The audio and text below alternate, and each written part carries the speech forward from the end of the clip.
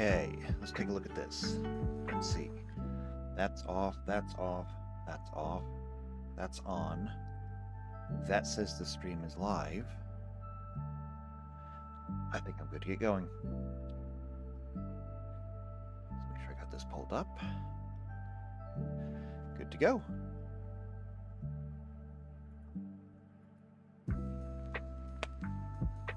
Hello, Shadowcat back.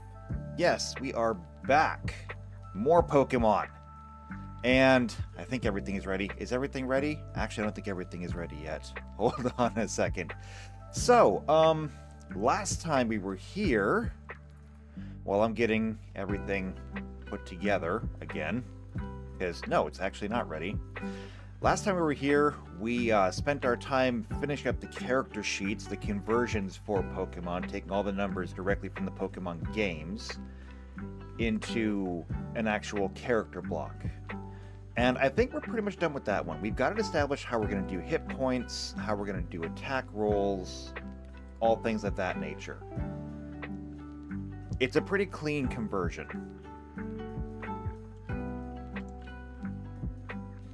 Let's see, I'm going to need the Pathfinder resource for this one.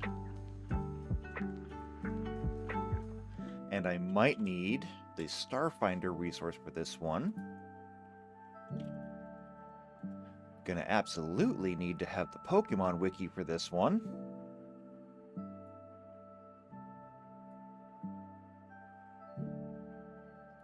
Alright, so I got all those now. I'll need my Roll20, just in case I gotta roll me some dice. You know, all the things that should have been done beforehand, but hey, we'll take care of them right now real quick. And honestly, it just occurs to me I should have a better background because I'm still using the Magic the Gathering background for Roll20, and we're not doing Magic the Gathering anymore. Alright, so there we go. We've got the browser set up. We need to have our Pokemon spreadsheet. So we got that. And everything is good to go there. So, today, we got kind of a start into what is going to make each one of the, what's going to make each one of the different Pokemon types special last time. We got to start on that. We're going to finish that up today, and then, I had briefly mentioned last time that I think that I wanted to put some kind of type affinity in to the game. And I thought long and hard about that because I said, do I really want to add a type affinity to the game when the entire purpose of Pokemon is to catch them all? And the thing that I really kind of came down to is, yes, I'm going to do that. And the reason why is this. Number one, because I think that adding some restrictions, even if they're light restrictions, is going to help build character. It's going to push your character into a certain direction, and you're going to have to kind of just, you know, deal with it. And I don't think that's the worst thing. If you played any of the Pokemon games, one of the things that you'll know is that you go through and you have to do the gym circuit before you can go and fight the Elite Four. And then even when you fight the Elite Four, it's still a thing. So, every single one of the gyms is a single type gym. Now, generally speaking, every gym is going to function in roughly the same way. They're going to have a certain number of Pokemon, and they're all going to be of one type. So if you go to a rock gym, you're going to have rock Pokemon. A water gym will have water Pokemon. A bug gym will have bug Pokemon, etc. And usually, every gym leader will have some kind of capstone partner Pokemon who is that type plus something else. Like a really good example that I can think off the top of my head, one that gave me a real problem, was I think in Pearl, when I went to the fighting gym, and the leader of the capstone for the fighting gym was Lucario, who is fighting in Steel, and I was grossly unprepared for Lucario and what Lucario could do. So every single Pokemon is going to have that going for them. Or rather, that's how every gym works. Every gym has its own special typing. And even when you get to the Elite Four, the Elite Four that you fight also have their own typing. It's not until you get to the actual Pokemon Champion that they have a proper mixed and balanced team. So I think that having this in our system is going to be good. It's going to force everyone to kind of pick a lane that they want to occupy. It's not even so much picking a lane. It's not like in the Magic the Gathering module where when you picked your color, you were restricted to that color until you got a new one. This is actually going to be just kind of excluding certain colors. And it's not even going to be excluding them entirely. It just means that you'll have to work a little bit harder to make it happen. So we'll get into that. We'll get into the numbers and how it's all going to work. Alright, so if we're going to do this, and we are going to do this, let's go ahead and bring in our spreadsheet, and hopefully everything is set up and works. Spreadsheet is here. Yep, there it is. Perfect. It works. And we will also need our browser. Again, perfect. Except for the fact that it's still showing Magic the Gathering symbols.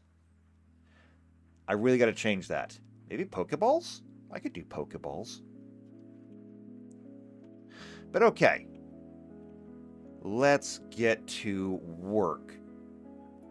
So I'm going to bring up Bulbapedia here, and we're going to get back to the spreadsheet and take a look. The last time we were here, we were working on just kind of testing out the... we were testing out all the different methods for doing this. We started on Aegislash. Didn't finish it. Should probably finish that. And yeah, we'll do that. Oh, before I forget, I gotta do all my channel stuff. Also, chat. So, looking at the chat, I can see that Blizzastar is already in the chat. Hello, Blizz. Good to see you. Alden. Huh, I didn't expect to see you here. It's good to see you here. Hello. And Alden says, I just want to mention that champions don't always have mixed teams. Some of the older game champions are a single type, though these are uncommon. Okay, well, I mean, that might be fair. I've only ever played Pearl and Violet, so I wouldn't have known that. Good to know, though. I do remember that Cynthia, though, had a mixed team, and,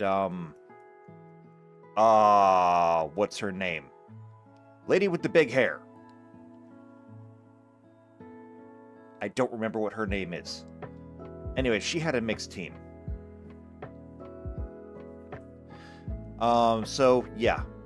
We're gonna keep it with, you know, just the general idea that they have mixed teams. Although it doesn't really matter for us unless I decide to build an Elite Four, which I could do that. I mean, I could do that. It probably wouldn't be very good, but I could do it. I mean, it'd probably be on par with at least like the with the Violet Elite Four.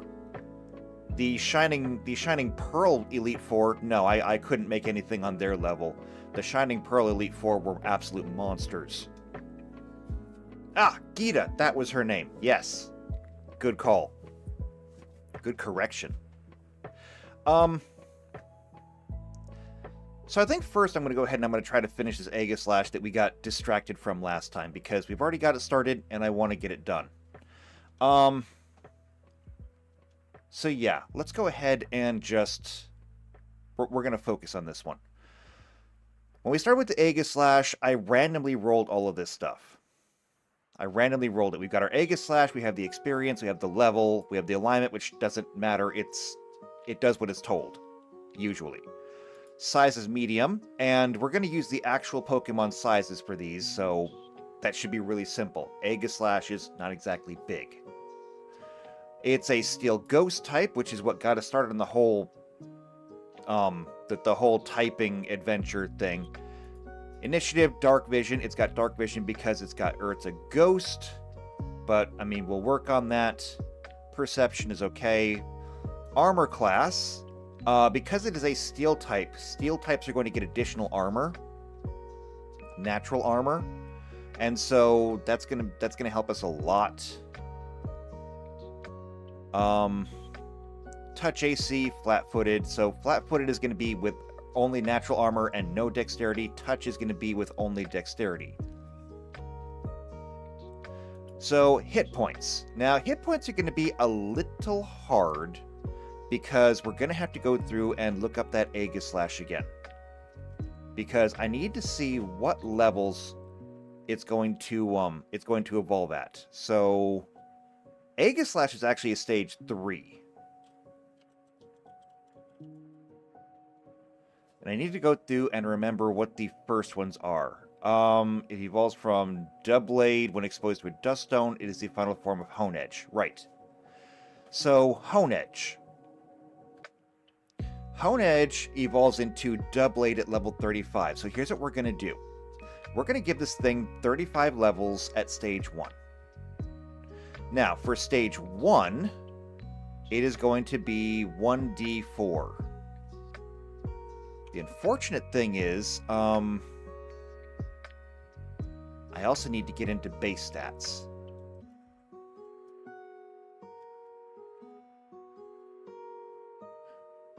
And we're going to do base stats for Pokemon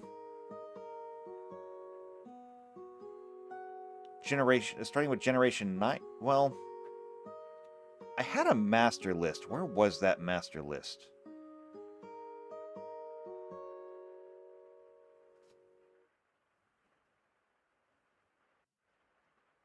So let's see, base stats, new stats of the Pokemon, reduce it, okay, changes between generations, Gen 9?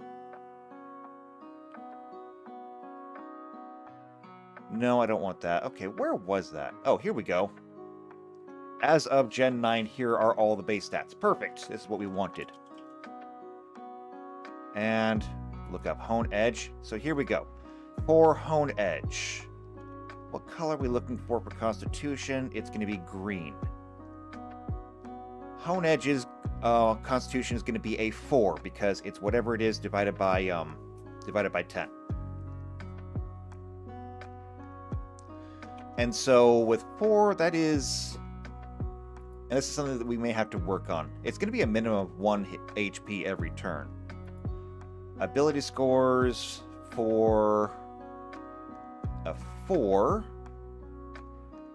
it's going to be -3. So, I mean, for a long time, your Pokemon's going to be really struggling to gain any hit points. But as you get to add, you know, HP to them, and like I said, we're still working on this one. If we were to go with this, as the rules are written,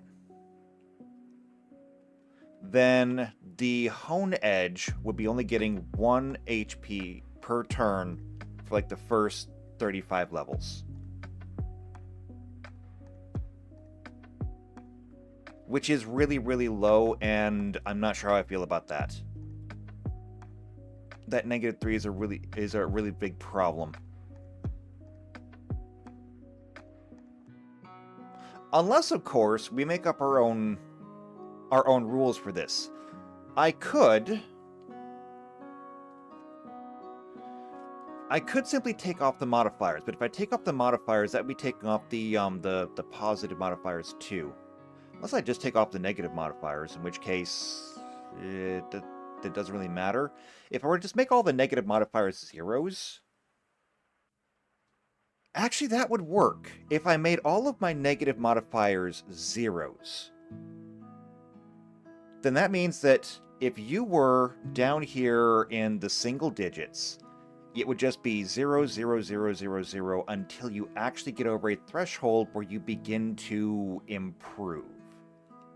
It wouldn't hurt your Pokemon, but it wouldn't help your Pokemon either. That might be the way to go. In which case, that means that for the first, I don't know, the first, well,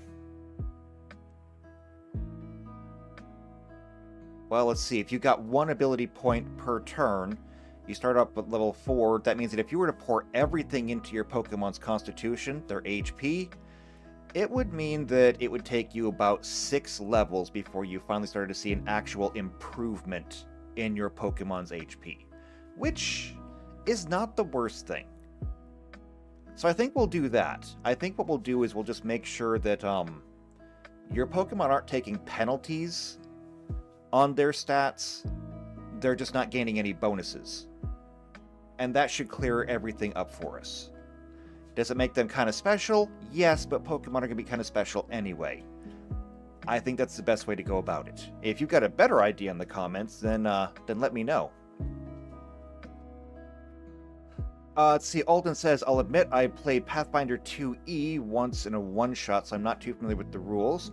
I'll pipe up my Pokemon knowledge becomes relevant. I appreciate that.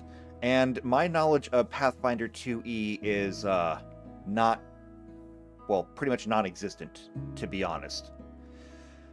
I have never even really looked at it. I play Pathfinder 1st edition because, from what I understand, 2nd edition borrowed a lot from Dungeons & Dragons 5e, and I'm not exactly enamored with Dungeons & Dragons 5e. Just because I still think it's a little bit too simplified. I will admit it is better streamlined, which is what they were going for, but I think they lost the beauty and the complexity. The fact is that when you looked at Dungeons & Dragons 3rd edition and Pathfinder 1st edition, it was overwhelming. But it was overwhelming in a good way. The sheer amount of things that you had to learn and the choices that you had when it came to making your characters meant that for anybody who was walking into it new, it was an unsettling experience. You really had no idea, and you had to learn a lot. And it's one of those things kind of impossible to learn everything before you walk into your first game. When I have new players, what I tell them explicitly to do is you have your character, you're going to have a page for your race, and you'll have a page for your class. Unless you're playing a magic caster, in which case then you have a page for your magic. But I don't recommend that new players play a magic class in general. You have a page for your race, you have a page for your class, just read those. Understand who you are and what you are, and the rest will come naturally. But it is a monumental task to learn everything about either 3rd edition or 1st edition Dungeons & Dragons or Pathfinder, respectively. It's pretty huge. Worth it! Absolutely worth it. But it's difficult. Anyway, getting back to the Pokemon. So if we remove the negatives and we just say that our Aegislash here is going to get 35 levels of hit die. We're going to come back here to the sandbox and we're going to say we're going to roll 35 d4s. There they go.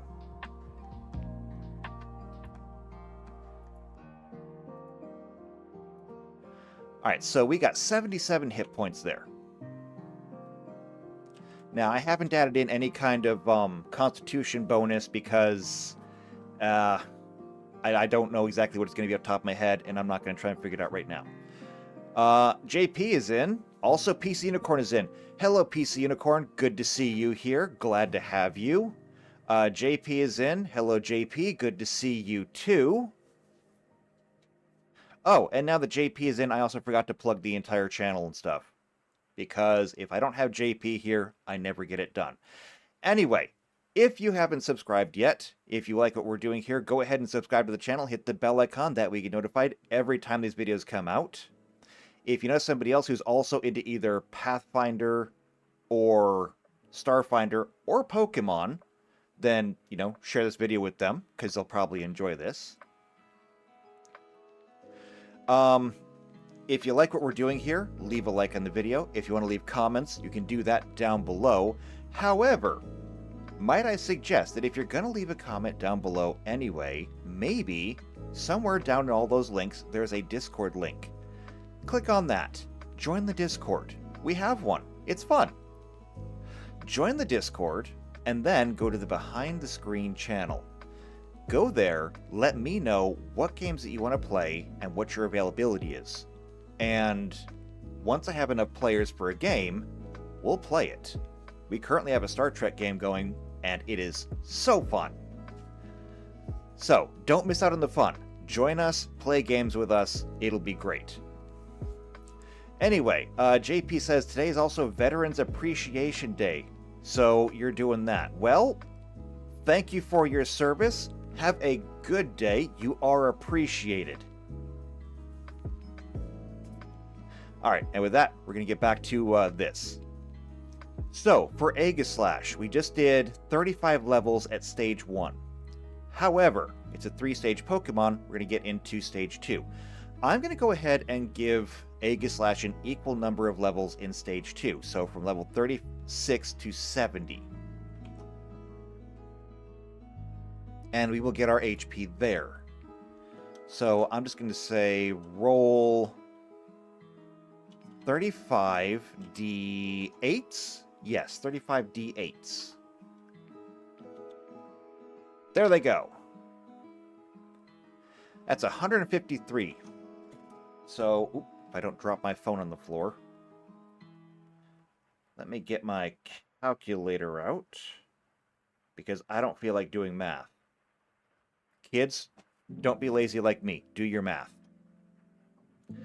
77 plus 153 is 230. Pretty far cry from the 1,000 that we said was maximum. But that's fine. I mean, the more realistic they are, the better. So 230. But this is a level 89 Aegislash. So we still need another 19 levels. So that is going to be 19 D12s.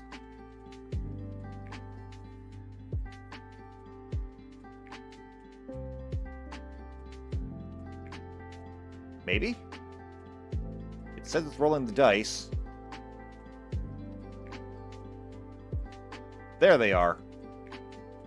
That's a lot of dice to roll. That's 112 more.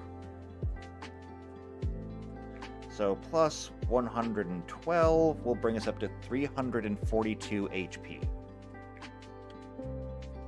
Of course, this is not giving us any this is not giving us anything from our constitution. And if we look at our constitution, I'm going to simplify this right now and just say that with with 20 constitution, it's a +5. So I'm going to say plus 89 times 5. There we go. That will bring us up to 787 hit points. There's the big bad Pokemon. Had to add that constitution in. And you know what? That's actually fair, because you get a certain number of hit points equal to your constitution modifier when you level up. It is always equal to your constitution modifier times your level. And so, yeah. So, there we go. Our Aegislash is going to have, oops, wrong place, 787 hit points. Now, as for Fortitude, Reflex, and Will, those are going to be equal to their stats. So, Fortitude is Constitution. That's a +5. Well, no. It's equal to their level divided by 5. So, and then plus their other thing. So, 85 divided by 5 is a base of 17. 17 plus 5 is going to be 22. Reflex is a 20, or has a 21, so that's going to be another +5, so that'll be another +22. And Wisdom is the will save. That's going to be the same thing, so another +22. It's a level 89 Pokemon. It's kind of worth it. Weaknesses. Now, that I don't remember. I'm going to duplicate this tab here. Aegislash is Steel and Ghost. So what is Steel weak to? Steel is weak to Fighting, Ground, and Fire. So Fighting, Ground, Fire. And Ghost... it's not even listed here. It's alright, it's listed up here. Ghost is weak to Ghost and Dark. Ghost and Dark. Now, I'm not sure how we're going to do the weaknesses yet, because sometimes you have two Pokemon that will compensate for each other. For example, there are a couple of Pokemon, like, oh, wait, it's in Violet, it's in Violet. What is it called? The pepper one. The pepper plant. I don't remember now. Either way, it's a grass-fire type. Normally, grass is weak to fire. But fire is strong versus fire, because it's the same type. So they should neutralize. I think they should neutralize. Or like a grass-water type, because there are grass-water types too. Grass is weak to fire, water is strong to fire. It should neutralize that. Alden says, let's see, there is a chart lower down. Is there? Scrolling. Not that chart. Not that chart. Did I miss it? Did I go too far? I might have gone too far. Or maybe it's not on this page. It might not be on this page. Okay, I don't think it's on this page. Let's see. Alden also says, like, how Steel is weak to fighting, but Ghost is immune to it, so it cancels it out. Now, actually, that's an interesting one. And, oh, I should remember this because Aldina, in my Violet playthrough, your Pokemon, which, by the way, if nobody saw the playthrough for Violet, totally worth a watch. I don't remember if Aldina was immune to fighting or not. I don't remember. Well, then again, Ghost is not immune to fighting. No, yes, it is immune to fighting. I don't remember if Aldina was immune to fighting. Oh, that's a good one. I don't remember. You do say that they do neutralize, though, so we should be working on that. It's going to be little things like that that are going to be nuanced between different Pokemon. But in general, this is how it's going to work. Alden says she was actually immune. Okay, so I guess whatever the strongest defense is what happens. Kinda, sorta. I don't know. We'll have to work it out. Either way, I suppose that means that technically speaking, if this Pokemon is weak to fighting, ground, fire, it's ghost and dark, because it is part ghost, it would lose the fighting weakness.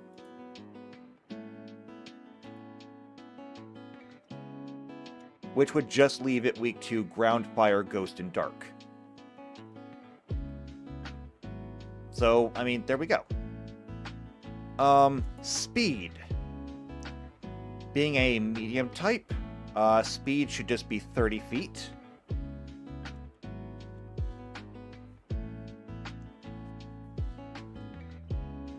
And let's see. Blizzard Star says the pepper plant was Scolaville, something like that. Which makes sense. It's like the Scoville heat chart, I think, for pepper, something like that. I don't remember now. It's okay, though. It's okay. Alden says, it's on the Bulbapedia main page. Okay.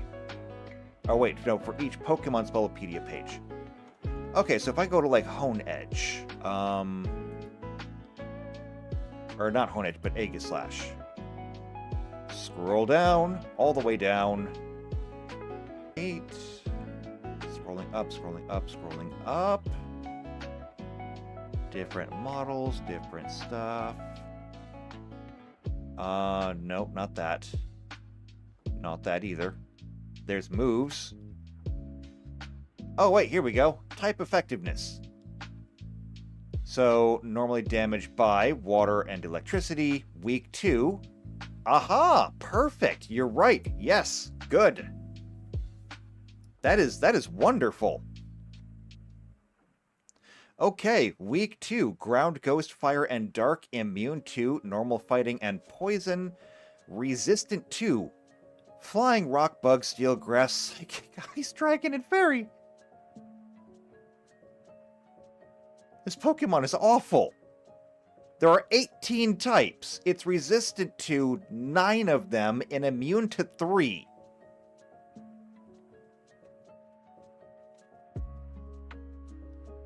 I think this is actually a pseudo-legendary, though.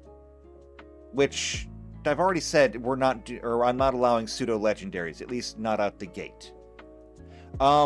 Just in case anybody missed the stream where I said that.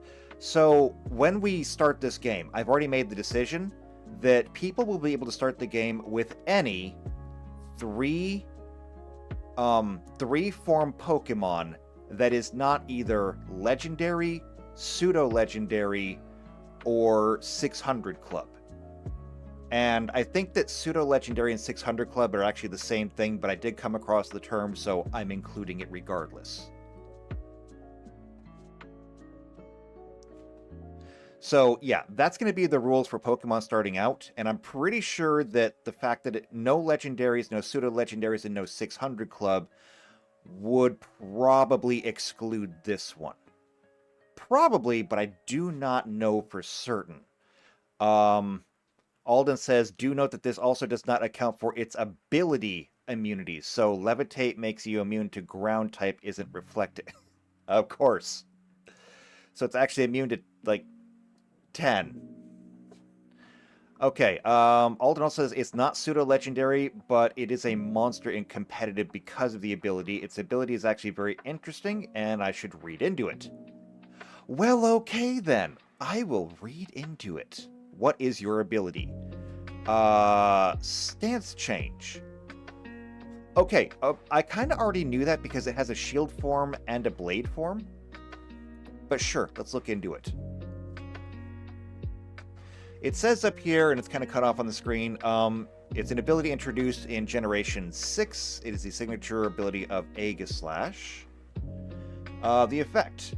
Stance change allows it to switch between shield form and blade form. It is always in shield form if it is not battling, and as such, switching out reverts it to shield form. If shield form Aegislash uses a damaging move, it changes to blade form immediately before the move. If blade form uses King's Shield, it changes back to shield form immediately before using the move. Right, which is why this thing actually has different base stats. If I back up here, there are base stats for Aegislash shield form and base stats for Aegislash blade form, which means if you had this Pokemon, and I'm not promising anything, but if you had this Pokemon, you would need to actually keep 2 different sheets on it. And actually, hold on, what is this number right here? 500. Was that the 600 Club thing? Scroll, scroll, scroll, scroll, scroll. Total.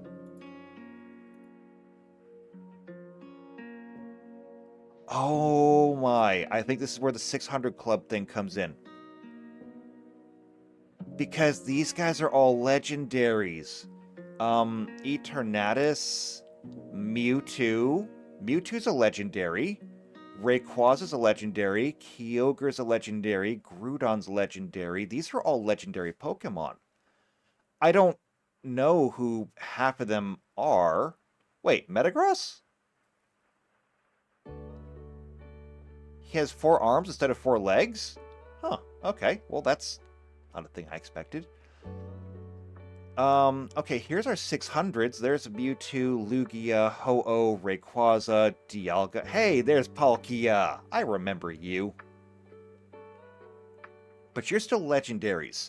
What about those, air quotes, pseudo-legendaries? Like, Cynthia's Pokemon. Dragon Thing. Can't remember the name. How am I forgetting his name? Gibble... Wow, that is a total blank. What is your name? Garchomp. Yes, that was it. Thank you, Blizz. Where's Garchomp on here? Gengar. Let's see. Jirachi. Garchomp. There it is. Yeah, 600. Pseudo-legendary. Alden says pseudo-legendaries will always have 600 in stats exactly. Okay, well, I mean... Well, there you go. So, like I said, when picking your Pokemon, the way that I want to run this is you will have your choice of any 3-phase or 3-form Pokemon. Has to be 3-form, which means that technically now you can actually start with a Pikachu, but it has to be a Pichu that you get first. Because now that we have Pichu, it's a 3-phase. No pseudo-legendaries, so none of these. So Garchomp is out. However, it does mean that Aegislash is in. Aegislash only had 500, so like scrolling.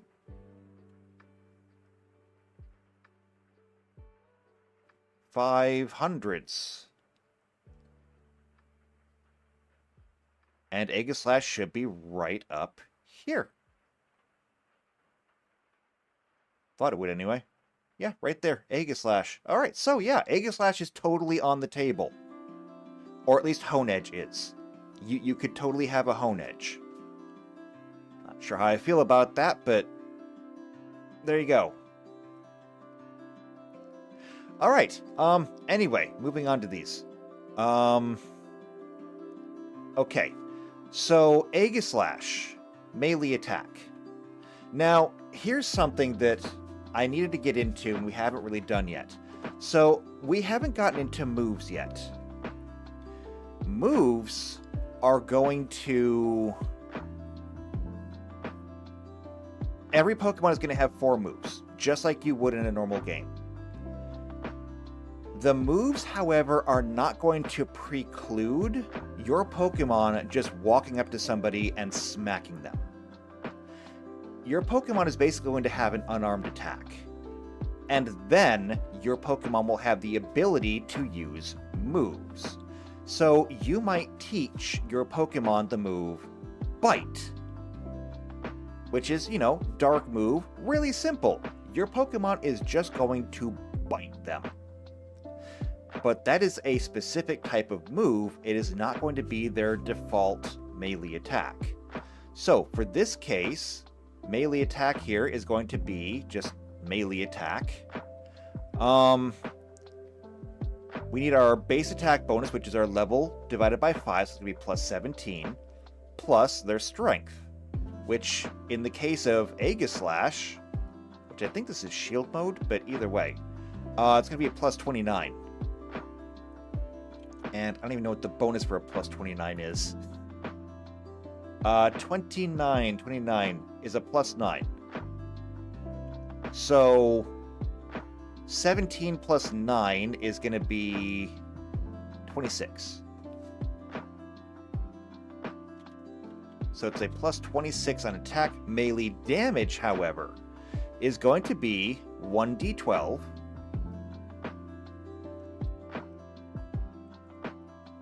And it's going to be plus 9. As for ranged attacks, I don't really know Pokemon don't really have ranged attacks usually. If we do, though, it's going to be the same thing. It'll be a 1d12. And, of course, generally speaking, you do not add your, you don't add your strength to it. So just, it'll still be a plus, not 26. Our dexterity is only 21 here. So that's only a plus 5. So it's going to be 17 plus 5. It's going to be a plus 22. Oh, don't do that. Not right there. Plus 22. Range increment. I don't know yet. We haven't really gotten into that. Let's see. PC Unicorn says, I'm starting off with Shuckle. What is that? I don't even know what that is. What's a Shuckle? Shuckle.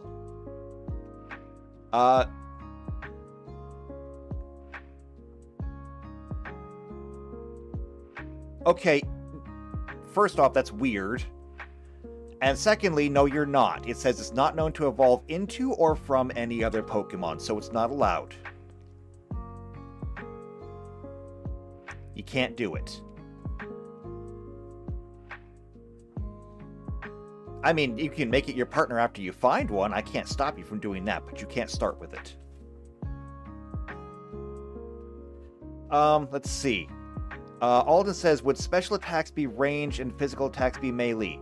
So, that was actually my very first thought, was that physical attacks should be strength-based and thus they should be melee, and then ranged attacks should be special and use something else. My problem, though, is that there are ranged physical attacks, and there are melee special attacks. Now, off the top of my head, I can't think of a melee special attack. I just can't, okay? Don't at me, I can't think of one. But I can think of a physical ranged attack. And if I could spell, we have Rock Throw. And I can't scroll up far enough, but just trust me, it says Rock Throw like right above the picture. But this is Rock Throw. Generation 1, Rock Throw deals damage and has no secondary effect. It has an accuracy of 65%. Generation 2 and onwards, it now has an accuracy of 90%, but it's not that difficult. Descriptions. Rock-type attack, as the name implies, a huge boulder is dropped on the target.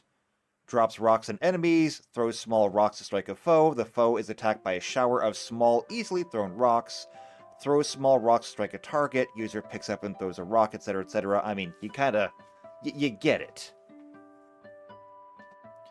So, it's very clearly a physical attack. You're just throwing rocks, which, I mean, we have that ability already. Almost any... as you're playing in Pathfinder, or Starfinder for that matter, or Dungeons & Dragons, it's not that hard to find a rock and just throw it. Most rocks have a range increment of 10 feet, and they do like 1d3 minus 1 damage, I believe. So there is a chance where your rock literally does no damage. And it does like a maximum of 2 damage. The nice thing about it is that they're super easy to find. If you're outside, you can find a rock. Your game master might make you roll a perception check to see if you can find one or how many you find, but you can find a rock. So this is essentially the equivalent of that. Now, as far as special attacks go, I'm sure that there is a melee special attack too, so it's going to be a little bit different. Ranged attacks may be something that has to be assessed on an individual basis. And I'll give you an example. Assuming, of course, that I can spell it. Decidui. Here we go. Hey, I spelled it. Decidui is literally the archer Pokemon. And I mean, the only reason I really know about this is because in my Pal World playthrough, I have a Robin Quill, and Robin Quill is very obviously the XP of Decidui. And yeah, right there. You can see that it is capable of using its wing as a bow and firing feather arrows. In this instance, giving the Pokemon a ranged attack makes sense. Maybe. And I have to say maybe because I do believe that that is an actual move. Of course, I don't have to say that it can't have both. Scrolling. Phantom Force, Leaf Storm. Is it Phantom Force? No, it's a ghost attack. What would be the actual move for the arrow? Maybe it is the Phantom Force? No, it's not that. Okay, I don't know, but I think that one of these moves actually is actually the whole shoot an arrow at somebody. But regardless, this would be the one of those cases where it makes sense to give them a range attack. And if we were doing Decidueye, then I would say, yeah, go ahead and just come down here, say range attack is going to be a plus 22, the range increment. Most bows are... Well, okay, let me actually look at bows here. Duplicate. Why can you not group my tabs when I duplicate them? Equipment. Where is it at? Equipment.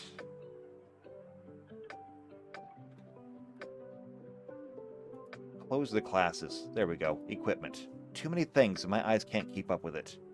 Weapons. So we're going to look into martial weapons, in particular... Well, actually, no. Simple weapons. Well, no, those are crossbows. I'm not going to count those. Martial weapons, martial two-handed, martial ranged. Here we go. Longbows. Longbows have a range of 100 feet. Short bows have a range of 60 feet. I could very easily just split the difference and say that Decidueye has a range of 80 feet, because it's not a long bow, it's not a short bow, it's a special bow. And so we can do that. Also, I wonder, is throwing a rock in here? I don't think so. No, throwing a rock isn't in here. There's there's rules for that somewhere. I just don't know where they are off the top of my head. But yeah, like I said, it's only throwing a rock like 10 feet. Anyway, we have rules for the bows. Decidueye could have a bow very easily. Just go away. I don't care about that. Otherwise, though, range increment probably not going to be needed. Space is going to be 5 feet because it's medium. Reach, 5 feet because it's medium. Special attacks are going to be moves, and spell-like abilities also going to be not really a thing. Base attack bonus is going to be plus 17. Combat maneuver bonus is going to be base attack bonus plus strength. So that's going to be 26. Combat maneuver defense is going to be base attack bonus plus strength plus dexterity. So that's going to be 31? No. Yes, 31. Feats. We haven't gone into feats yet. I don't know if we're going to give feats to Pokemon. Probably not. Skills. They get a number of skills equal to their intelligence modifier, and their ranks are equal to their level. Except, no, you can't have 89 ranks in a level. So their ranks are probably going to be equal to their level divided by 5.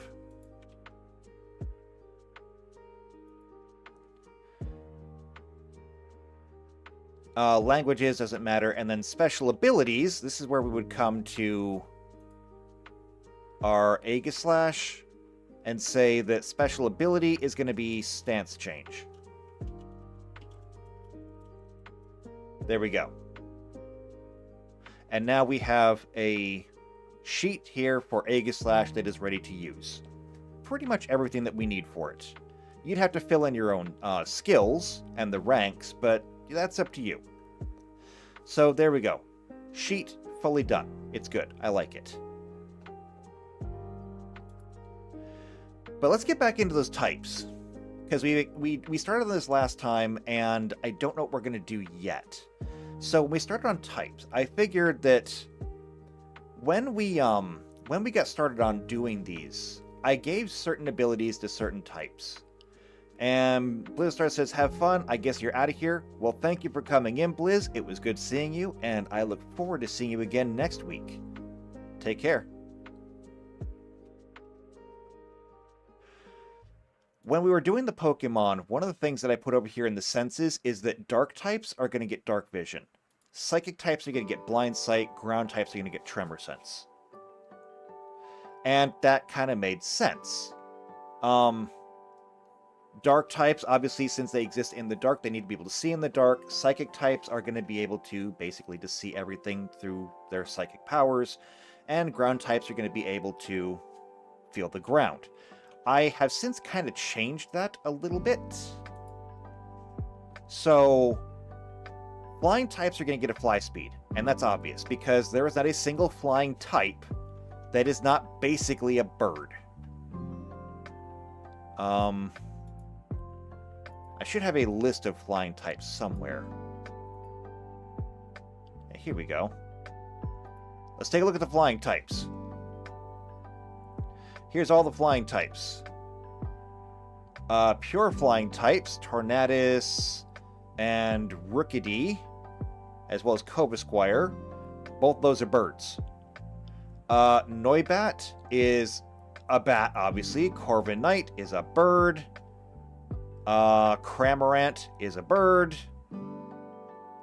Bombardier is a bird. Flamigo is a bird.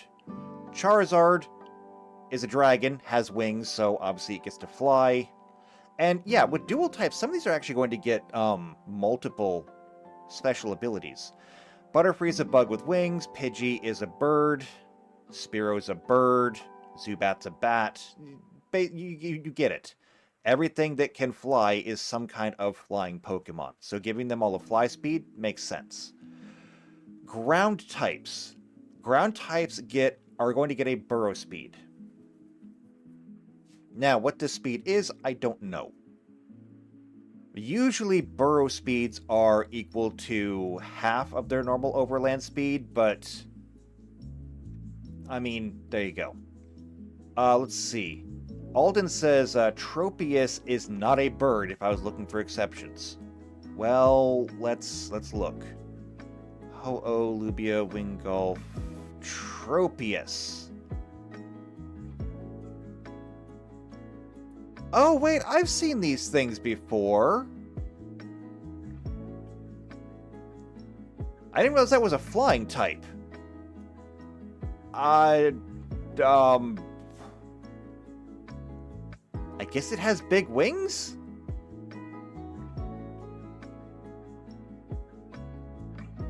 You're right, though. That's kind of... You know what? Whatever. I'm going to give it to it. I'm going to let it have a fly speed. You know why? Just because if somebody wants to ride this thing, then you can ride the giant banana tree. Have fun. Maybe. Look at this height and weight. So, the giant banana tree dinosaur is 6 feet tall. 6 feet 7 inches. I mean, almost 7 feet tall, but still. And it weighs 220 pounds. This is a medium-sized creature. This thing is medium-sized. I definitely remember it looking bigger in the game.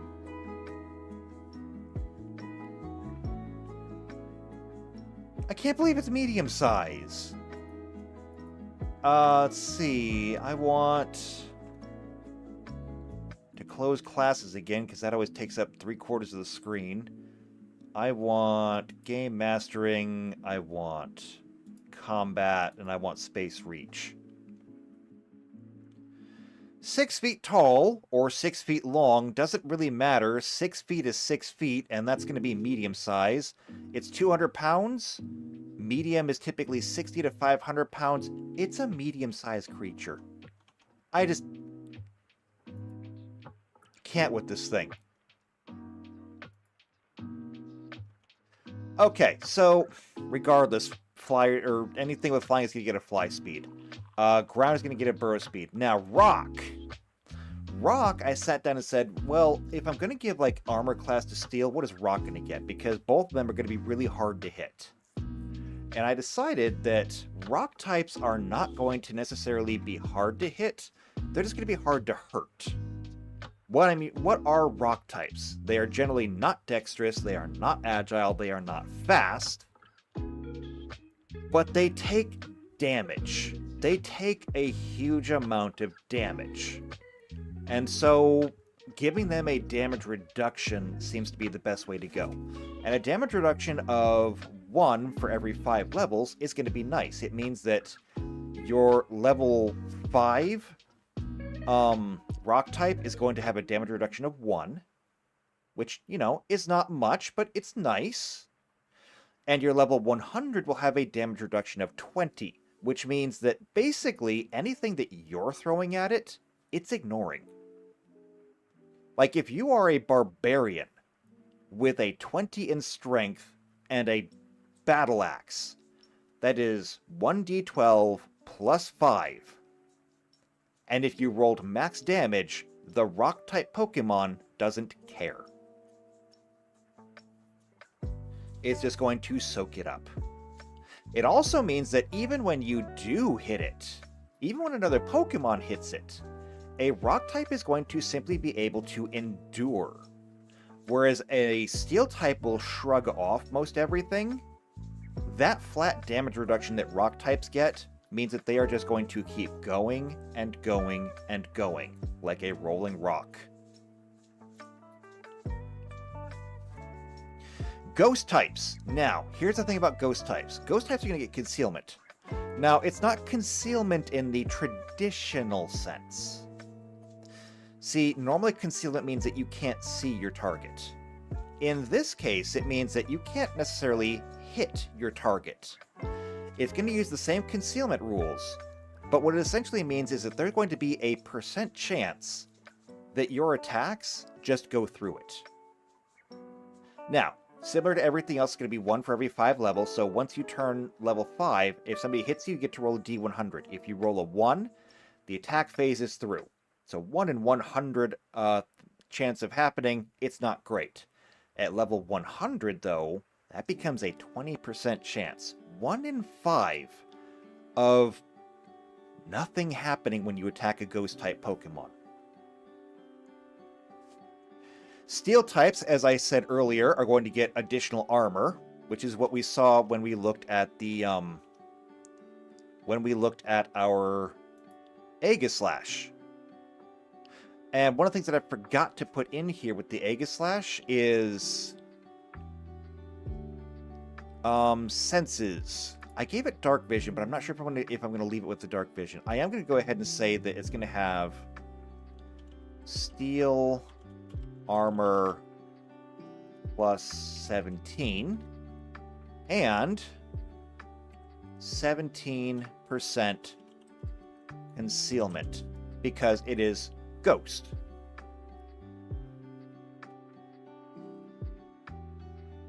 And I know I put that under the senses. It doesn't matter. I'm just putting it there because I need somewhere to put it right now. I guess I would technically fall under the special qualities or special abilities down here. Maybe. I'm not sure. It goes under there anyway, though. So that's what the Aegislash is going to have. And it's going to get both those. So even if you can hit it, there's a chance that it might simply ignore it. So that's Ghost and Steel. Water, of course, is going to get a swim speed because, like, almost every water type is going to be in the water at some point. I'm sure there are a few that are not so water typey, but yeah, I mean, we can look. Do you want to look? We can look. Look at that, water types right here. Squirtles, they like water. Psyducks, they like water. Poliwags, they live in the water. Seals, they like water. Shelders like water. Crabbies, I mean, are there any of these Pokemon who don't look like they would be at home in a pool? Maybe this one. Suicune? Maybe? Looks kind of like a dog. But you know what? Dogs like water, so it fits. Maybe it's part Labrador. Crabs, clams, fish, lots of fish, octopuses, squids, things like that. I mean, yeah, pretty much everything down here is going to have a swim speed of some kind.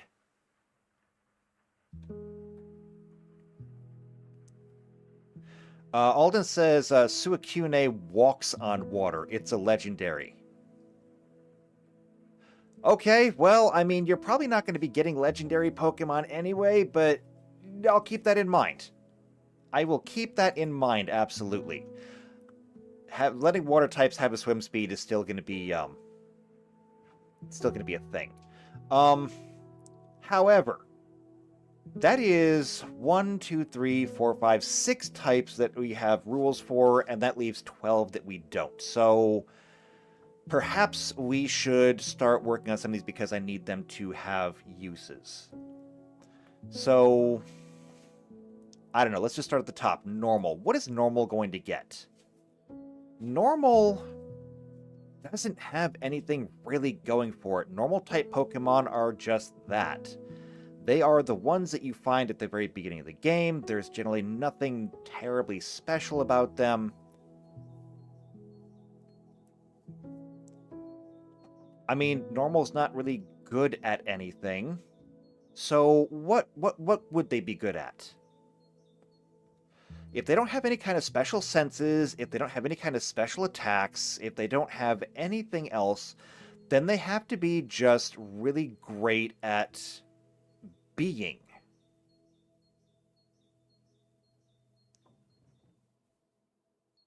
And so, my knee-jerk opinion, my initial thought is to give them something skill-related. Because if you're not casting magic, if you're not like a badass warrior or something, then usually you fall under the category of a skill monkey.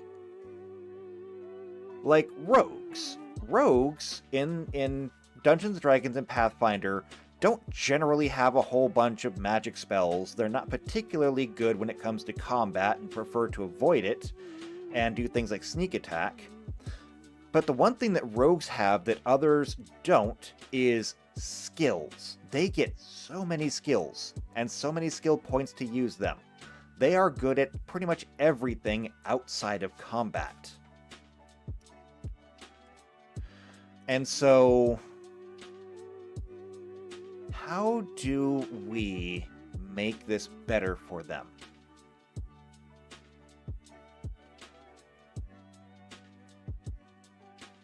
What if we were to... Let's think about this for a minute. I could double the number of skill points that they get. Or not the number of skill points, but the number of skills that they get. Down here, when we looked at this, it says the number of skills they get is equal to their intelligence modifier. Well, if we compare that to our Venusaur and our Aegislash, our Venusaur is getting 6 skills. Our Aegislash is getting 29 is going to be 9 skills. If we doubled the number for like a normal type, that would be potentially up to 18 skills. I think that's actually like literally all of the skills. Shrink that, come down to skills. 2, or see, yeah, 2, 4, 6, 8, 10, 12, 14, 16, 18, 20, 22, 24, 26, 28, 30, 32, 34, 35. Okay, so there's 35 skills. If we doubled the number of skills that they got, actually, that might be nice. Having 18 skills would basically give them all the skills. Now, does that mean they'd necessarily be good at them? Probably not. Like, what do Pokemon need with knowledge checks? I cannot think of a reason why they would need knowledge checks. But that's 1, 2, 3, 4, 5, 6, 7, 8, 9, 10. We said 35. That leaves 25 skills left. I'm actually kind of good with that now that I think about it. Alden says just make them good all-rounders or something. Except that's not really something that that skills are going to do. That's something that you would do with your with the points that you get whenever your Pokemon levels up.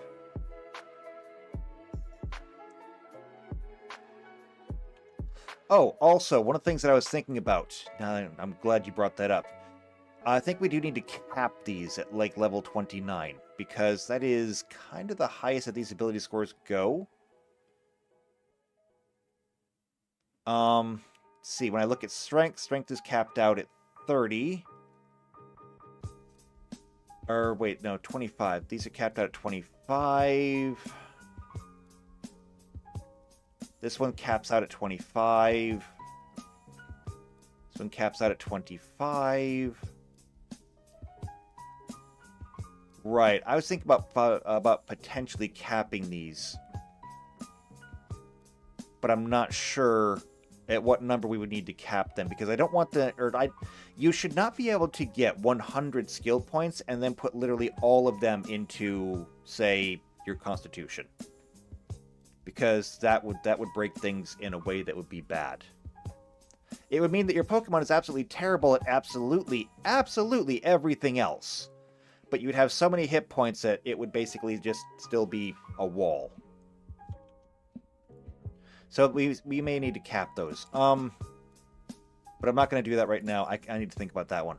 Yeah, I think I'm going to go with what I said before about normal types. You're going to get double the number of skills. So double the number of learned skills. Okay, there we go. And so that'll be good for normal types. You'll have your normal type, and it will be able to just do its thing. Fighting types. What are fighting types going to get? So fighting types are basically just going to be there to... they're just going to be there to fight. Primarily physical. The one thing that I do not want to do with fighting types is give them an additional strength bonus. That is going to be bad. That would be awful. Because it means that they would end up so much stronger than every single other typing in the game. We need to give them something that is... something that will actually affect the way the game plays and the way fighting types operate, while at the same time keeping them balanced. I think I know just how to do that. If we look at our fighters, like martial artists, not necessarily just boxers, but somebody who actually knows not just how to fight, but how to really hurt something. I think we're talking about a critical fighter. And if we're going to do that, I think we're going to go ahead and we're going to do something. We're going to give them a feat. Okay, we're going to give every fighting type a feat. And that feat is going to be improved critical. So, feats. Here.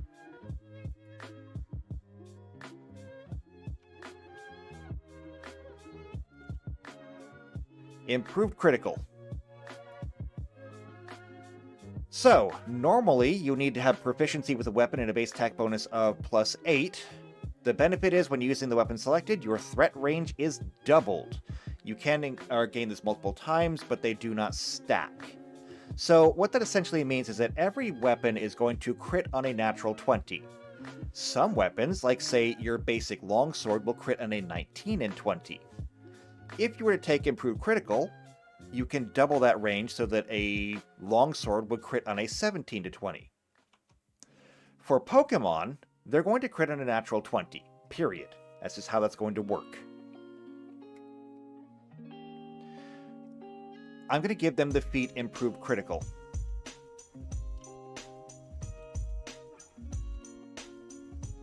This will apply to literally everything that they do. It's going to be a universal effect for fighting types. So if they go to make a melee attack, Improved Critical. If they use a physical move, Improved Critical. If they use a special move, Improved Critical. Anything that requires them to make an attack roll will get the Improved Critical feat added on to it.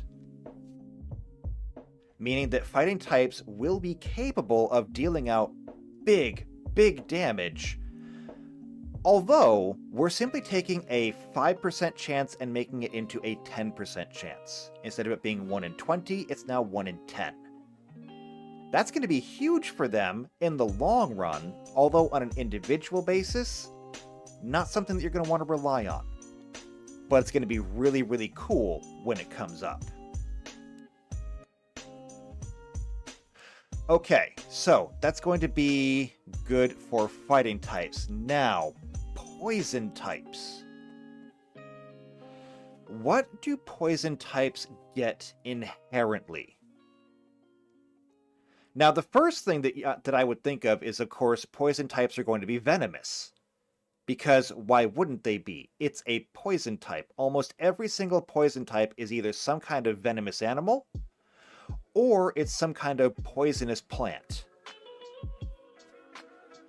And I do say almost because there are some that are different. If we look into our poison types, and I do love my poison types, I really do. Ekans, obviously venomous snake, Nidoran. Not sure why that's a poison type, but sure. And, oh, right, I forgot Nidorans. There's 2 types because they're gender differentiated. They do look like mice though, so I guess, you know, the whole idea of like disease-carrying mice. Grimer is literally just hazardous slime. Coughing is hazardous air. So, what are they going to get? First off, let's see, Alden says Nidos have poisonous spines, I guess. Yeah, I mean, maybe. They could. They do look kind of spiky. Otherwise, I mean, just, like I said, the idea of rats carrying disease and stuff. Poison-type Pokemon cannot become poisoned, except by Pokemon with the ability Corrosion. Well, I think that's actually kind of it right there. Pokemon are, or poison-type Pokemon are immune to poison. I mean, our work is kind of done for us. Grounded poison-type Pokemon will remove the toxic spikes to the side when switching in. From Generation 6 onward, when a poison-type Pokemon uses the move Toxic, it cannot miss, bypassing accuracy checks and semi-invulnerable turns from moves such as Fly and Dig. Okay, well, I mean, I'm not sure if I want to make them auto-hits, because auto-hits in tabletop games are just not a thing. Not usually. Okay, so it's not... Alright, let's get into some of the nitty-gritty when it comes to tabletop games in general.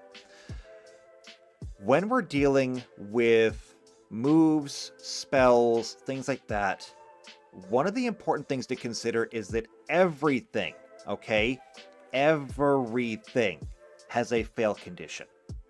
Okay, and this is something that many new game masters do not know. do not understand, and it's not something that's really taught.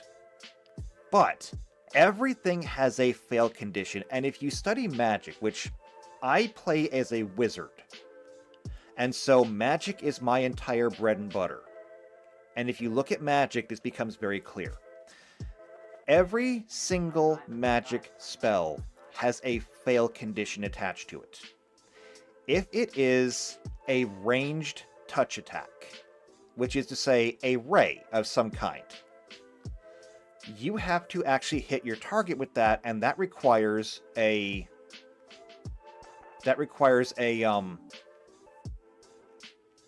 attack roll. And of course, an attack roll can miss. And Alden says, does Pathfinder have Magic Missile? Actually, you know what? Pathfinder does have Magic Missile. Does Magic Missile have a fail condition? The answer is yes, kinda. We'll take a look at that.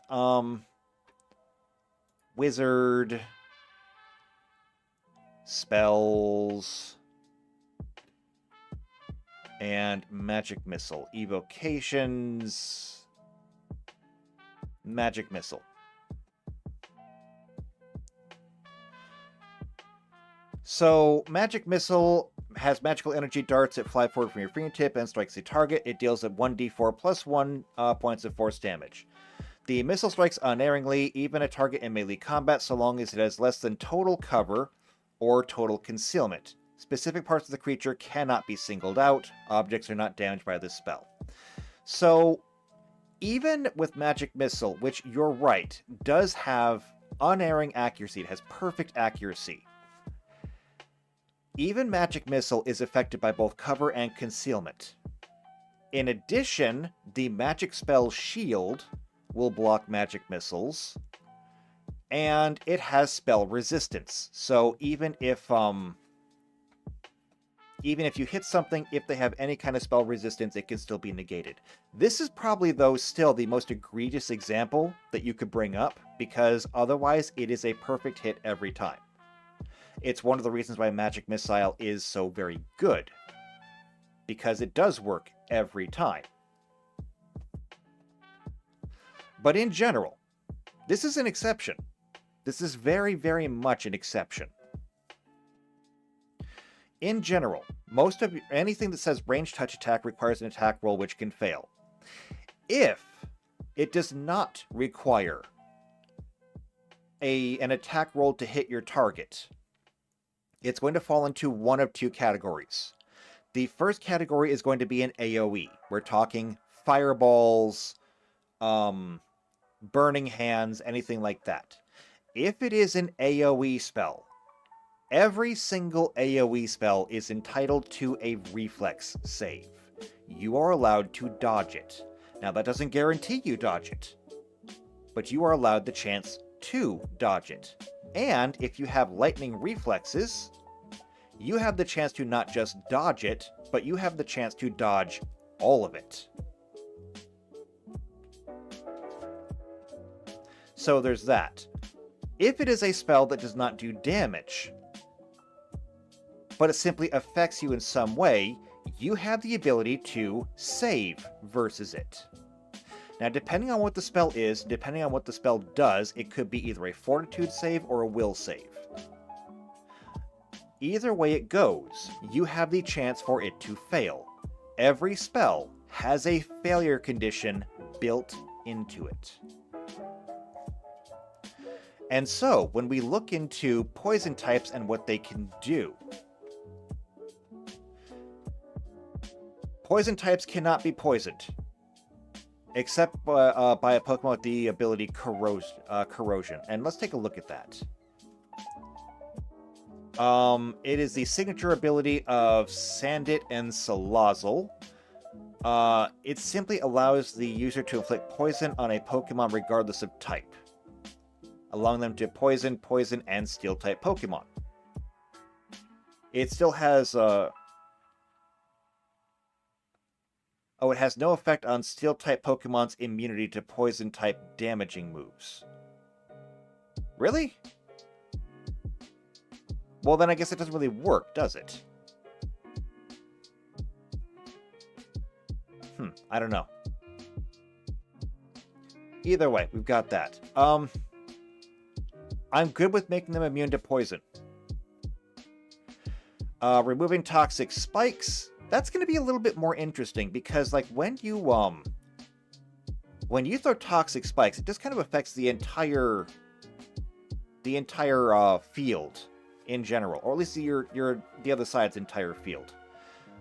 For us, since we'll be playing on like a grid, we'll actually have to make an area where the toxic spikes will go in, and that'll apply to both toxic spikes, to sharp stones, or anything else that goes onto the field.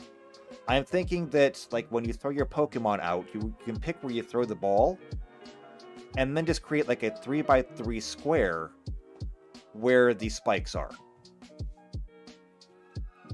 And so you have somewhat of an area where you can do these things. Otherwise, though, it says that when a poison-type Pokemon uses Toxic, it cannot miss. That is the part that I think we're going to skip. So, as such, I think we're only going to keep the idea that Poison-type Pokemon cannot become poisoned. This is actually not the worst thing in the world, so I'm going to go ahead and just put immune to poison.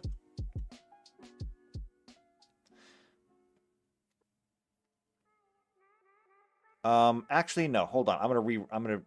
I'm gonna change this. Immune to poisoned condition. Okay, that's better. Because not only are we talking about poison-type Pokemon and what they can do, and the moves that they can make,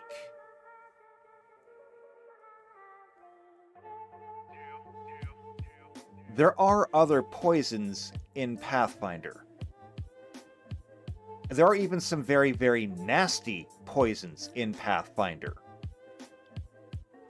And we can just go ahead and say that not only is your Pokemon immune to the poisons from other Pokemon, but we can say that your poison-type Pokemon is immune to poison in general.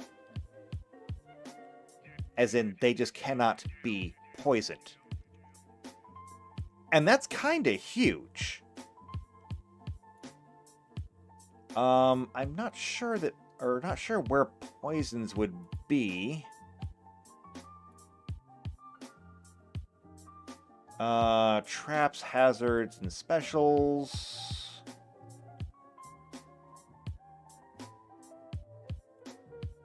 Hazards? No, not there.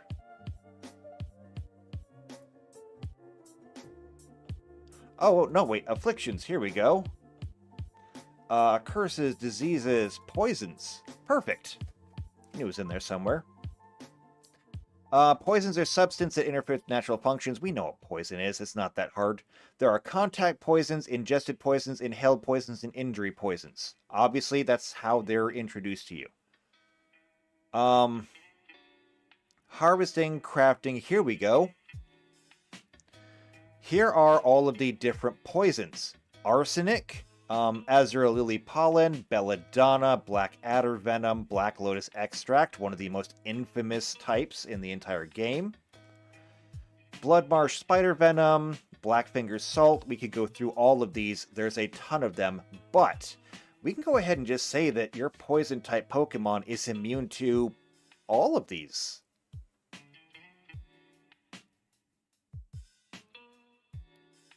And why not? Quite frankly, I feel like your poison-type Pokemon deserves it.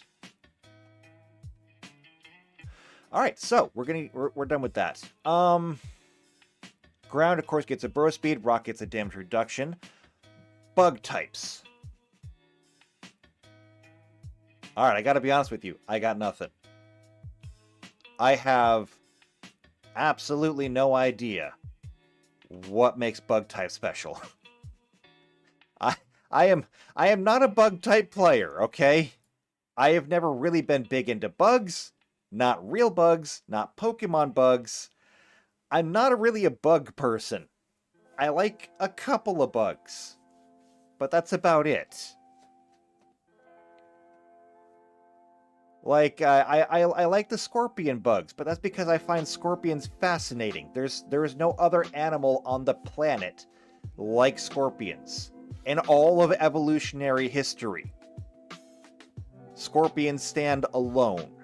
I find them fascinating from an evolutionary perspective. I would never actually touch one. So, okay, we're gonna look into bugs. Bug type moves are super effective against dark grass and psychic types, while bug type Pokemon are weak to fire, flying, and rocks. But I want to see what makes them special, if anything. As of Generation 9, there are 92 bug type Pokemons.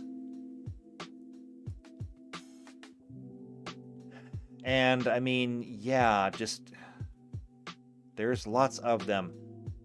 As far as moves go, they do have moves. They have them. Okay. So we have to think about this. We gotta really think about this. We have to find something that makes bug types special. Alden says, I don't think that bug types have any special quirks in Pokemon either. The most special thing I can say about them is that they have the lowest average stats across the board. I mean, okay, let's talk about that for a minute, because I do know what makes bug types special in Pokemon. Okay, I do. There is one thing that makes bug types special in Pokemon, and that is that bug types evolve incredibly fast. Like when we look at the Honedge that we just did, Honedge to, what was it, Dublash to Aegislash or something like that. Honedge only evolves at level 35. That is more than that's more than 1/3 of their entire evolutionary path, or their levels, before it actually levels up. And then Dublash will evolve whenever you give it a stone, but as I used in my example, I didn't evolve it again because I copied the first level, or the first evolution. I didn't evolve it again until level 70. That's a long time. That's a really long time to wait to evolve. But what makes bug type special? Let's take a look at Caterpie here, okay? This is like the first bug that you find. Caterpie evolves into Metapod at level 7. Okay, I just want to point out that we're going to come back to the XP chart here. Remember how I said that my players in the last session that I gave them XP, they got 111 XP. Per this level, if you had a brand new Caterpie, it would take you from level 1 all the way up to level 5 in just that one session. If I gave them just a little bit more XP, like right now, actually, think about this, right now, they are in a dungeon that is going to give them like 750 XP. If we were to do that, and they walked into this dungeon with a brand new Caterpie, and they got just the base XP, they would go from 0 to 750. That would put them solidly at level 12. That means that you're going to walk in there with a Caterpie, and as soon as you get the XP, you are going to go from Caterpie to Metapod at level 7, and then to Butterfree at level 10, which means that your Pokemon would essentially just bypass Metapod and go directly into being a Butterfree. At which point, I mean, let's be fair here. At which point, your Caterpie is now dealing with D12s. Or not or your Butterfree, excuse me, Butterfree. Because it's now a stage 3 Pokemon. if we come back here to our Pokemon stats, we come over here. Your level 1 Caterpie is going to get 7 levels of a 1d4. It will then get 3 levels of a 1d8 because it's going to be Metapod level 7, level 8, level 9.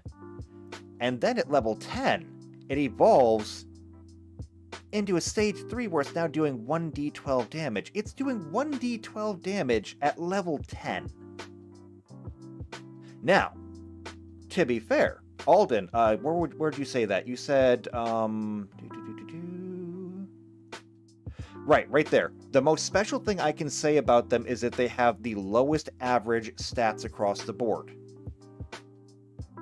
Okay, right there is important because it means that you're going to be able to put all of these points into your Butterfree, but it's still probably not going to do much. Like, where are those starting stats? Here we go. Butterfree.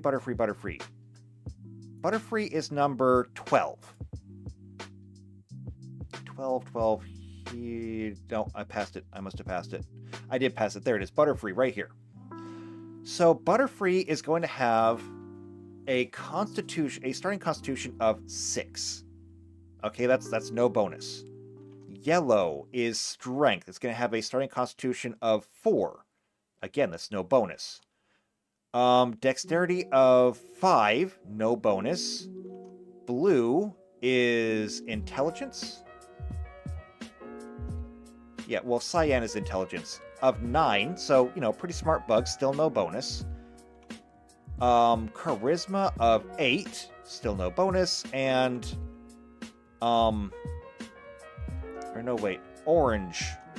Orange is wisdom, so only 5 wisdom and then 7 dexterity. So no bonus, but you get 10 points to spend. If you spent your 10 points evenly across these, that would be 1 point in everything, which would bring your, Cyan is intelligence up to 10. If you then added you have 4 points left, you could still add your 4 points evenly to your highest stats and still get no bonuses. Which means that your Butterfree is going to be doing 1d12 and just 1d12. Whereas other Pokemon might be getting like strength bonuses at this point. So that is what makes Bug special in the game. We need to give them something else, though. We need to make them better in some way.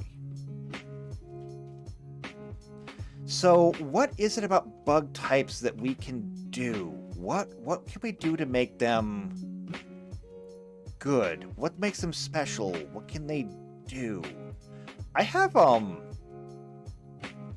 idea. It's not a great idea, but I have an idea.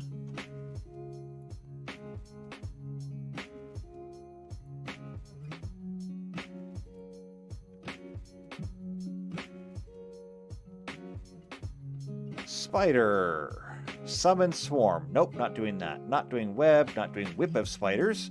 However, if you know somebody who's an arachnophobe, Whip of Spiders. I need you to think about that one. It's a whip made of spiders.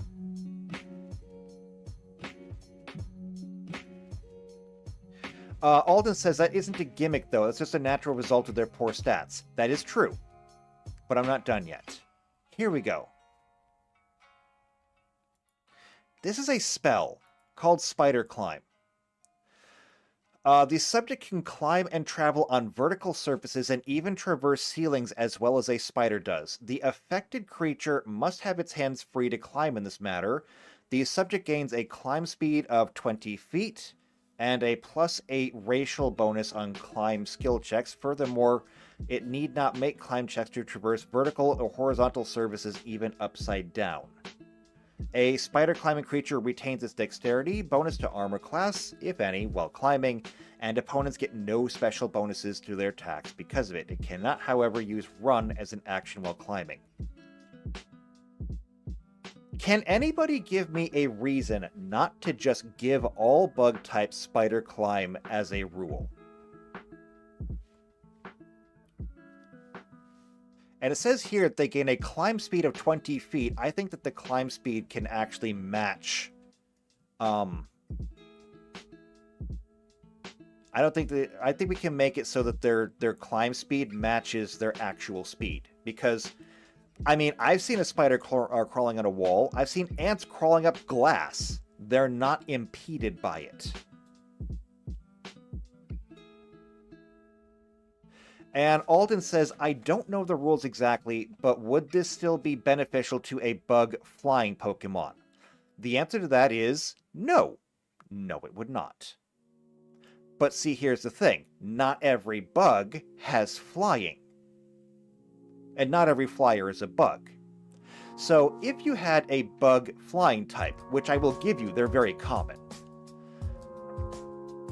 The spider climb is kind of useless, you're right. But for everybody else, it's actually really good. I mean, flying is always going to be preferable to climbing in general. It doesn't matter what it is. It's my problem in Guild Wars 2. In Guild Wars 2, they have mounts. There are, let's see, Raptor, Skimmer, Wolf, Griffin, Springer, Skyscale, Turtle, Warclaw. There's 8 mounts in Guild Wars 2. Raptors can jump. Wolves can teleport. Springers okay, hold on. Raptors can jump horizontally. Springers can jump vertically. Skimmers can fly over water or float over water. Wolves can teleport and use portals. Griffins can glide if you get to a high enough point. Roller beetles are the fastest thing on the ground, but they handle, like, you know, a Formula 1 car on a dirt road. And turtles have cannons on them, but they're big turtles. And why do I bring this up? Because absolutely every single one of them is completely outclassed by Skyscales, which have straight up flight. Because once you can fly, literally nothing else matters. So, does giving Spider Climb to a bug flying type matter? Not really. Flying is going to be better in general. But that doesn't mean that we can't, like, give it to them. I think it could still be good. I'm going to do it. I'm going to do it. I'm going to give them to give this to them.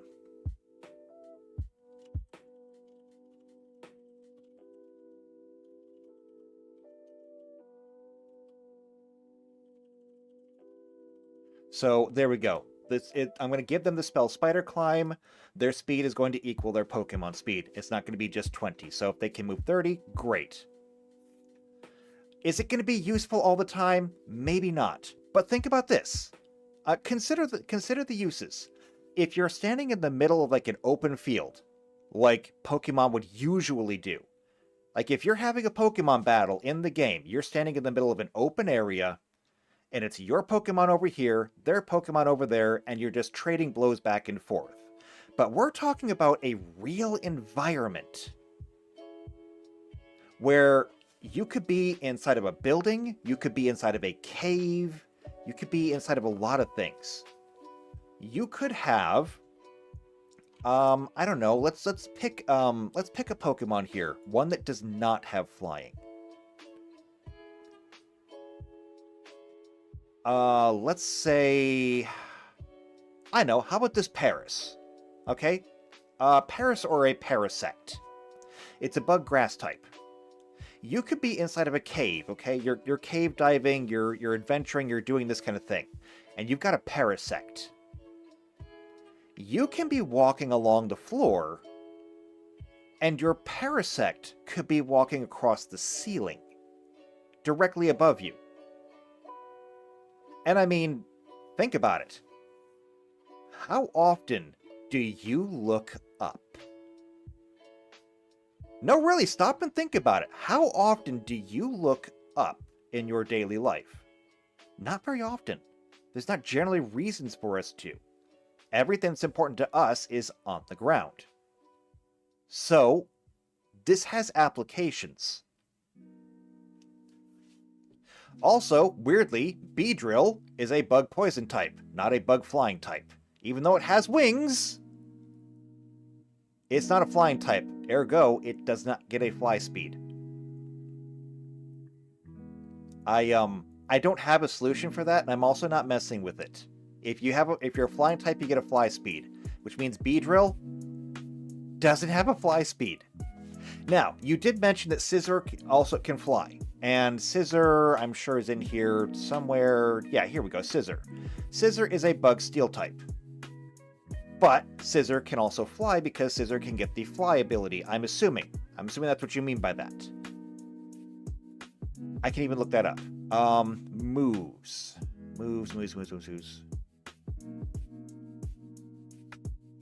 Where's the move list? There it is. Wing attack. Air slash.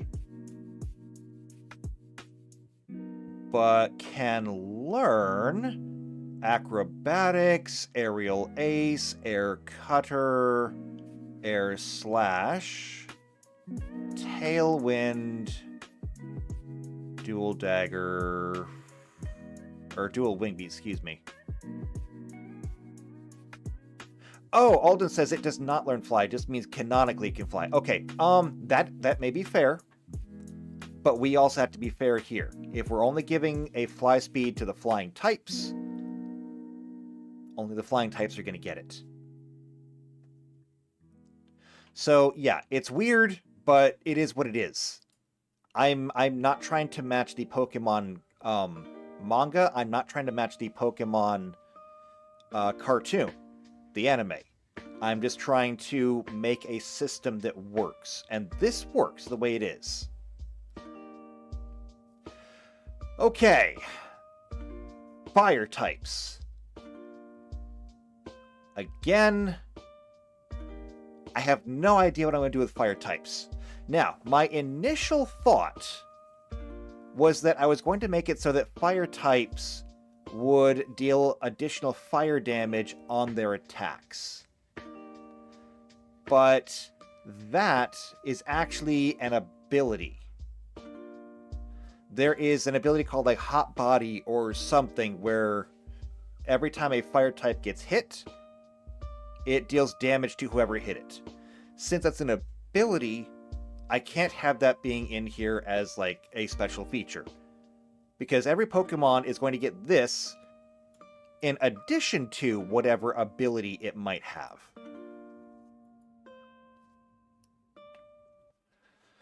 So we need something else for fire types. Now, interestingly, fire is actually a damage type. When we talk about our energy types, they are fire, cold, lightning, fire, cold, lightning. No, I don't remember them. It's the basic ones in Pathfinder. In Starfinder, we have others.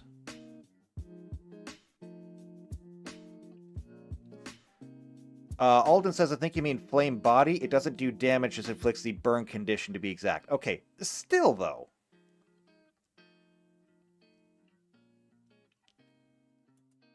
I come here to weapons, weapon accessories, weapon fusions, special properties. I just want damage types. Improvised weapons, weapon damage. Here we go. So weapon damage is typically acid, cold, electric, fire, and sonic. And this is pretty much true in Pathfinder as well. What I could do is I could make it so that their melee attacks also do fire damage. Now, does that work out for everyone else? If we give it to the fire guys and say that your melee attacks do fire damage, do we do the same thing for electric types and say that theirs do electric damage? What about ice types? Do theirs do cryo damage? It's not a bad idea.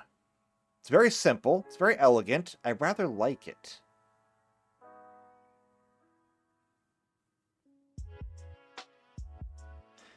I think I'm going to go with that. So I'm going to go ahead and say that melee ranged attacks deal fire damage. And we can do the same thing down here for electric. Melee ranged attacks deal electric damage. And for ice, melee ranged attacks deal cold damage. Like I said, that's very simple, and I like it. That means that if we were to come over here and make our Aegislash into something that is fire type, like, say, I don't know, a Charizard or something, instead of it just being 1d12 plus 9, we could make that a 1d12 plus 9 fire.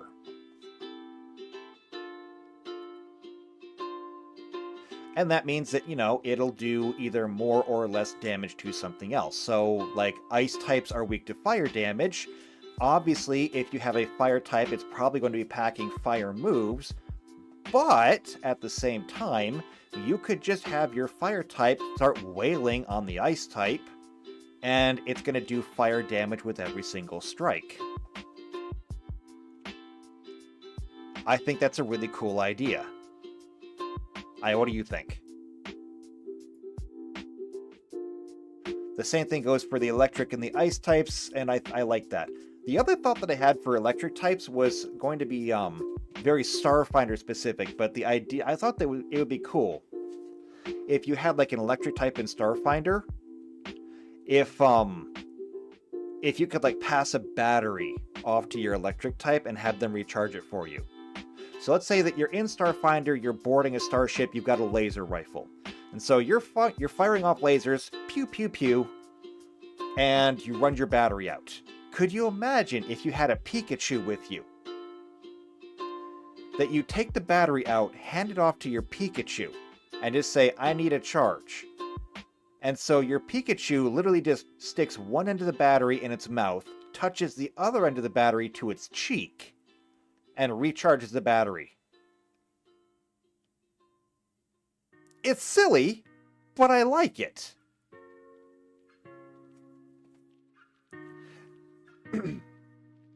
Alden says, no knowledge about this tabletop, or about the tabletop, so don't know how balanced it is.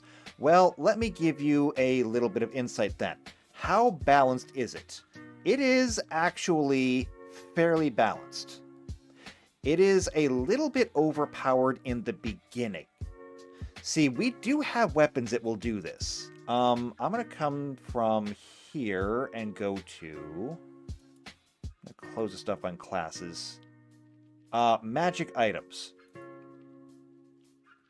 So, when it comes to magic items... And I'm gonna jump back here too, because I want to point something out. I want to look at equipment and wealth, because this is how we're going to be able to balance this. Every class is going to start off with a certain amount of wealth. Your scholarly classes tend to start off with more, so it doesn't matter. But what we want to look as is wealth by level.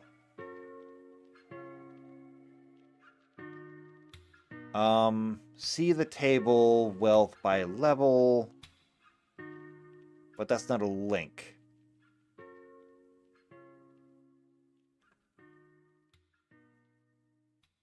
Starting character length or wealth.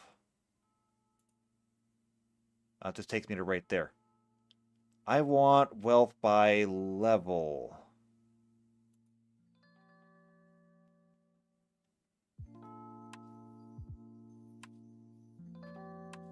Okay, why can't I find this?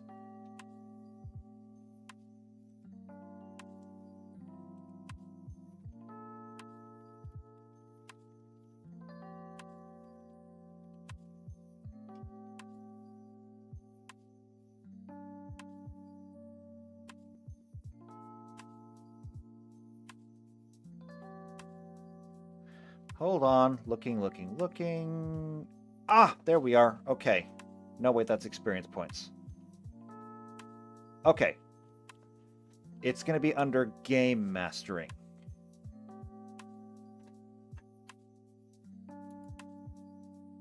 That's why I can't find it. Perfect.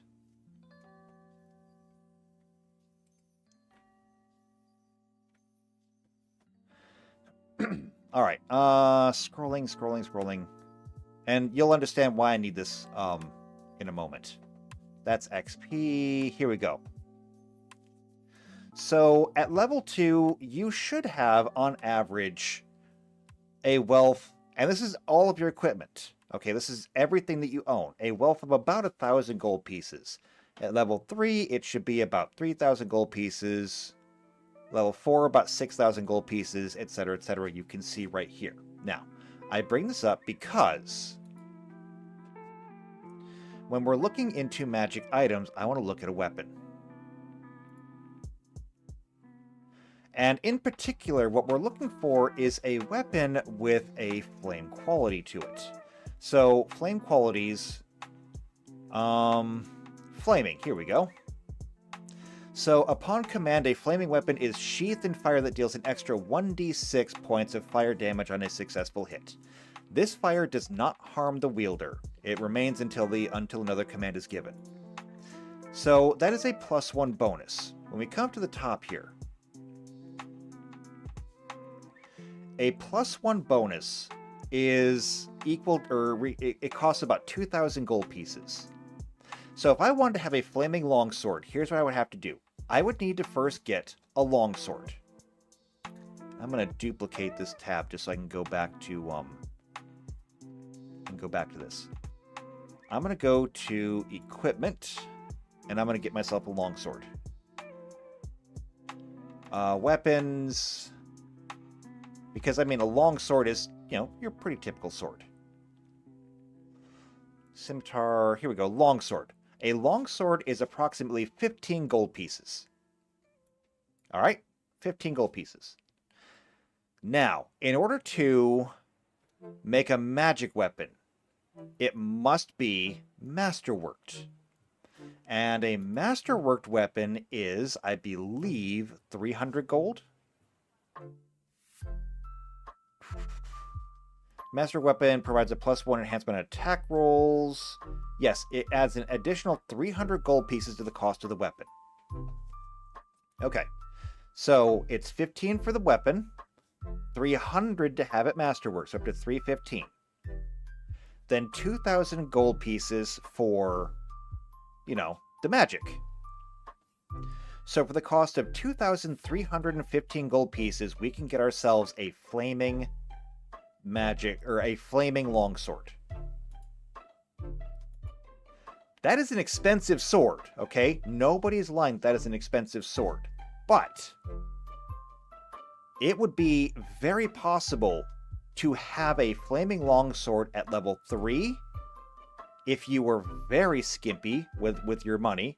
Okay, if you were a miser, or it would be very easy to have it by level 4.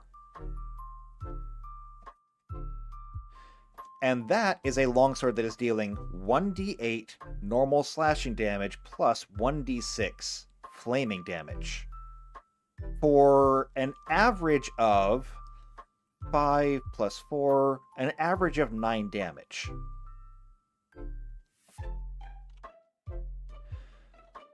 That means that for our fire types, we're not giving them an additional 1d6 of fire damage. They are still going to be doing the same damage they would before.